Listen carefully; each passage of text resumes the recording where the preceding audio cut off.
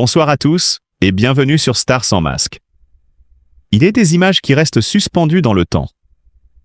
Celle d'une femme, silhouette fragile mais regard incandescent, avançant sous les projecteurs d'un studio télé, comme si chaque pas était à la fois une victoire et une chute annoncée. Cette femme, c'était Loana. Sa disparition, le 25 mars 2026, n'a pas seulement marqué la fin d'une vie médiatique hors norme. Elle a ravivé, dans un silence presque assourdissant, les fractures invisibles d'un parcours où la lumière n'a jamais cessé de côtoyer l'ombre. Ce qui se joue aujourd'hui autour de ses obsèques dépasse largement le cadre d'un simple adieu. Les tensions évoquées, notamment à travers les propos de Fred Koving, ne sont pas un scandale à exploiter, mais plutôt le dernier reflet d'une existence profondément traversée par les contradictions humaines. Attachement et distance, amour et incompréhension, présence et solitude. Lorsque, sur le plateau de TBT9, le chroniqueur Gilles Verdez relaie ce message où Fred Koving affirme vouloir être présent tout en gardant ses distances, ce n'est pas tant une polémique qui surgit, mais une vérité plus dérangeante. Même dans la mort, certaines histoires restent inachevées, car Loana n'a jamais été une figure consensuelle. Depuis sa victoire dans Loft Story, elle a incarné bien plus qu'un simple phénomène de télé-réalité. Elle est devenue, presque malgré elle, le miroir d'une époque fascinée par l'exposition de l'intime, mais mal préparée à en assumer les conséquences humaines.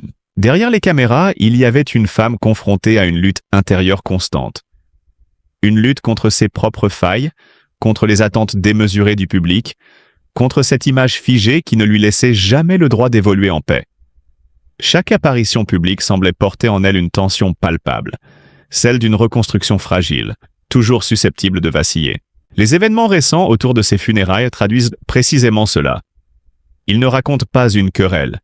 Ils révèlent la complexité des liens qu'elle a laissés derrière elle. Dans la vie de Loana, les relations n'étaient jamais simples. Elles étaient intenses, souvent sincères, mais marquées par des blessures que le temps n'a pas toujours su apaiser. Fred Koving, en choisissant d'être présent tout en se tenant à l'écart, semble lui-même incarner cette ambiguïté. Ce geste n'est pas nécessairement un rejet. Il peut être lu comme une forme de pudeur, voire de protection face à une douleur trop brute pour être partagée publiquement. Une manière de dire adieu sans se confronter au regard des autres, sans raviver des tensions qui appartiennent déjà au passé. Ce qui frappe, au fond, c'est que même dans l'ultime moment de recueillement, Loana continue de rassembler et de diviser. Non pas par volonté, mais parce que son histoire a toujours été faite d'excès. Trop d'amour, trop de pression, trop de solitude. Et c'est peut-être là que réside la véritable clé de lecture de son destin. Loana n'a pas seulement été une célébrité. Elle a été une expérience humaine à ciel ouvert. Une femme qui a traversé la célébrité comme on traverse une tempête, sans protection, sans recul, avec une intensité qui laisse des traces profondes. Ses chutes n'ont jamais effacé sa dignité.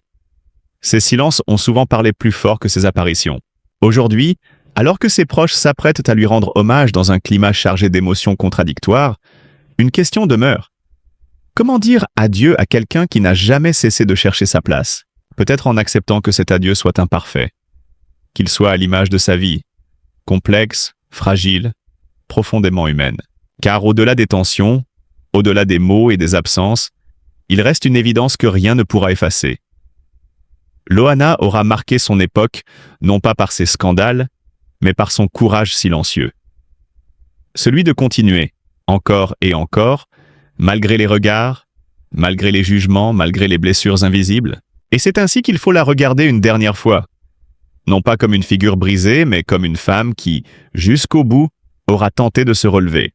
Dans un monde qui consomme les destins à grande vitesse, elle laisse derrière elle une trace rare, celle d'une vulnérabilité assumée, d'une lutte intime exposée, et d'une humanité que l'on ne peut ni réduire ni oublier. Elle a longtemps été un visage, un sourire devenu symbole, celui d'une époque où la télé-réalité fabriquait des icônes aussi vite qu'elle les consumait. Loana n'a pas seulement été révélée au grand public avec Loft Story, elle a été projetée dans une lumière brutale, presque irréversible, une lumière qui éclaire mais qui brûle aussi, car derrière l'image figée d'une jeune femme blonde, spontanée, parfois fragile à l'écran, il y avait une réalité bien plus complexe.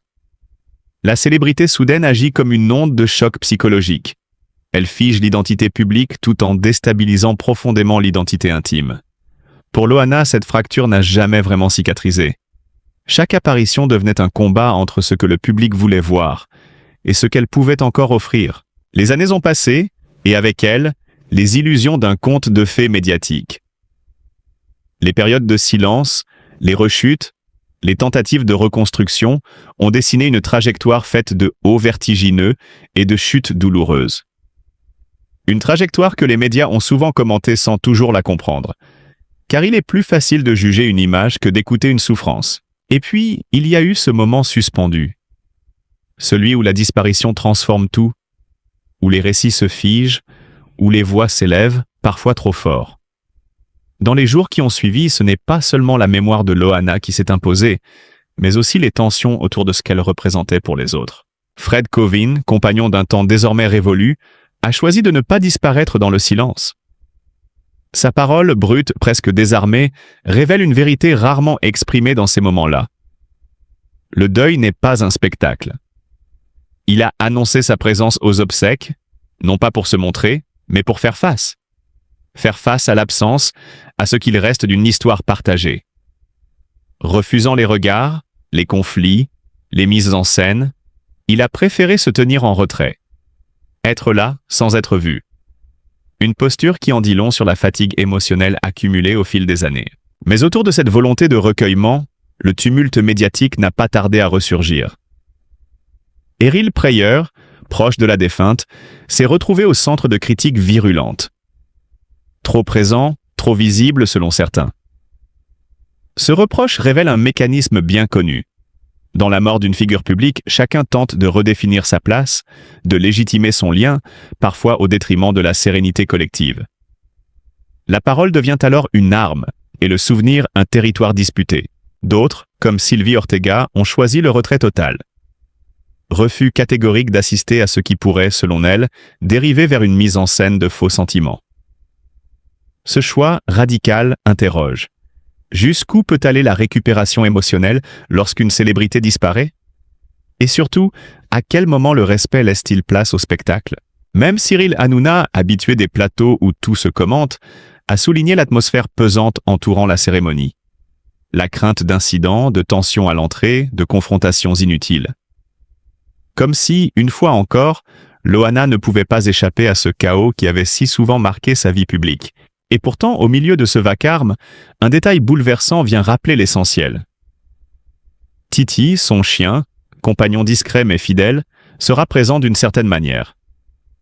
Son urne déposée aux côtés de celle qui fut son repère.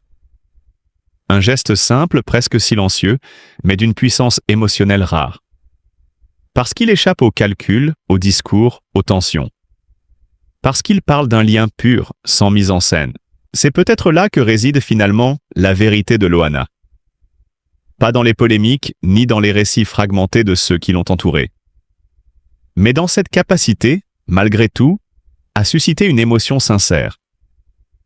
À rappeler que derrière chaque icône médiatique se cache une personne, avec ses failles, ses combats, ses moments de grâce. Son parcours, aussi chaotique soit-il, raconte quelque chose de notre époque.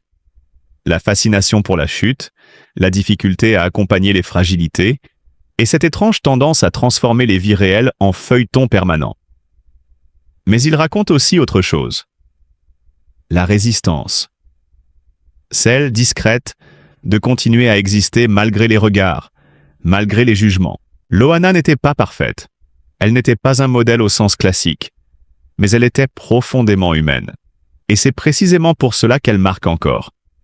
Parce qu'elle nous renvoie à nos propres contradictions, à notre rapport à l'image, à la vulnérabilité. Si son histoire devait laisser une trace, ce ne serait pas celle du scandale, ni même celle de la chute, mais celle d'un combat intérieur mené sous les projecteurs, sans filet. Et peut-être qu'au fond, la plus grande forme de respect aujourd'hui serait de lui rendre ce qu'elle n'a presque jamais eu. Le silence, la dignité et la paix.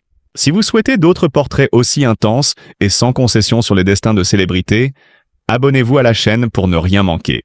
Reposez en paix, Loana. Votre histoire, elle, continue de nous interroger.